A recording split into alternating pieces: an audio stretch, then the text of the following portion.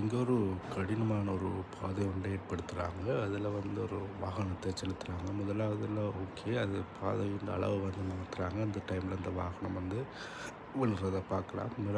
பிறகு வந்து மீண்டும் அதனுடைய வடிவமைப்பை மாற்றுறாங்க. அந்த டைமில் அந்த பாதையில் அது போகுது. மீண்டும் அதனுடைய பாதையின் வடிவத்தை மாற்றுறாங்க. அந்த டைமில் அது போகாமல் இருக்கிறது காணக்கூடியதாக இருக்குது. ஆகவே அதை என்ன செய்கிறாங்கன்னு சொன்னால், இன்னும் ஒரு வடிவத்துக்கு மாற்றுறாங்க. பின்னர் அது அந்த பாதையில் போகுது. ஆகவே அந்த பாதையின் அளவு வந்து இன்னும் மேலும் மாற்றுறாங்க. பிறகு வந்து அந்த பாதையில் போகுது அந்த வாகனம். ஆனால் மற்ற பாதையில் போகலாமல் இருக்குது. மேலும் மேலும் இவ்வாறு அந்த பாதையின் அளவை மாற்றி ஒரு கம்பி வடிவில் மாற்றுறாங்க அந்த பாதையின் அளவை.